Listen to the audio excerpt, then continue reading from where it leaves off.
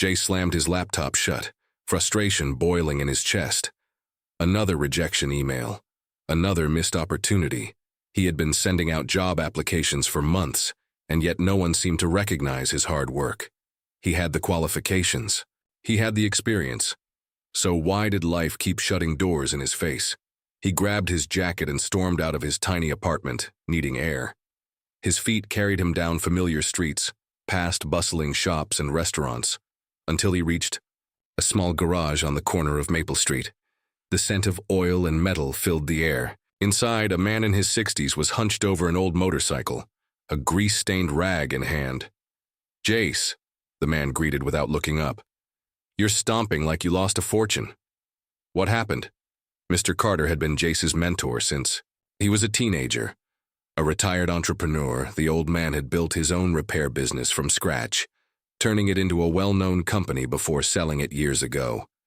Despite his success, he still spent his evenings tinkering in his garage, as if he couldn't let go of his love for machines.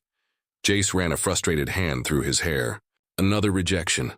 I've sent out over 50 applications, done everything right, and still nothing. It's like no one wants to give me a chance. Mr. Carter wiped his hands on his rag and leaned against the workbench. "And? What do you want me to do about it?" Jace frowned. "I don't know, I deserve something by now, don't I? I work hard. I put in the effort. It's not fair that others, some with half my dedication, get opportunities while I get ignored." Mr. Carter chuckled. "Fair? Kid, who told you life was fair?" Jace crossed his arms, his frustration growing. "I'm not saying life has to be perfect, but shouldn't hard work pay off?" Mr. Carter picked up a wrench and tossed it to Jace, who caught it instinctively. "Fix that bike for me," Jace blinked. "What?" "The bike," Mr. Carter repeated, nodding toward the half-disassembled machine in the corner. "Fix it," Jace scoffed. "Why should I?" Mr. Carter smirked. "Because I gave you a wrench." Jace let out an incredulous laugh. "That doesn't mean I owe you anything."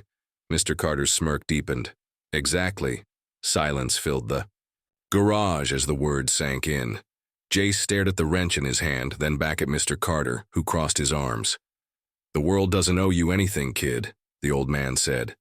"Not a job, not success, not recognition. Just because you work hard doesn't mean the universe is keeping a scorecard with your name on it." Jace clenched his jaw. "So what? I should just give up?" "Did I say that?" Mr. Carter raised an eyebrow. "No. What I'm saying is, you need to stop waiting for someone to give you a break and start making your own.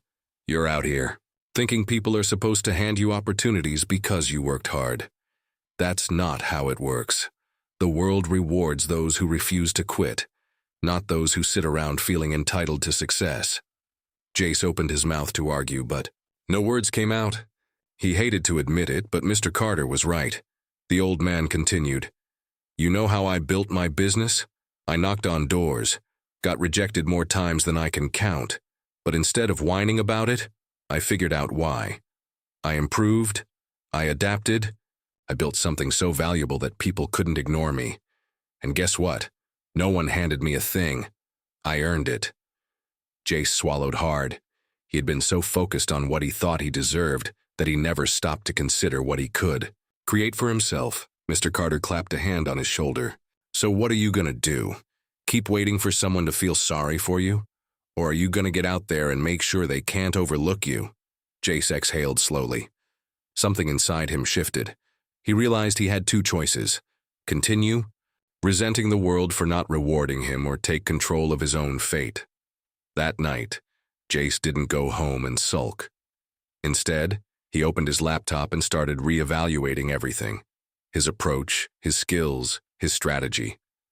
He reached out to people, not just for jobs, but for mentorship.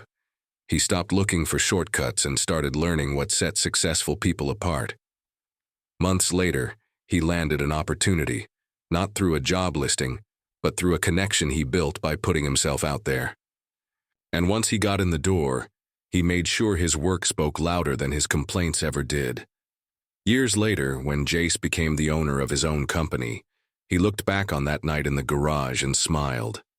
Mr. Carter had given him the best, Lesson of his life. No one owes you anything, but you owe yourself the effort to make things happen. So friends, stop waiting for someone to recognize your worth. Build, grow, and push forward until they have to. If this story inspired you, like, share to remind others, success isn't given, it's earned.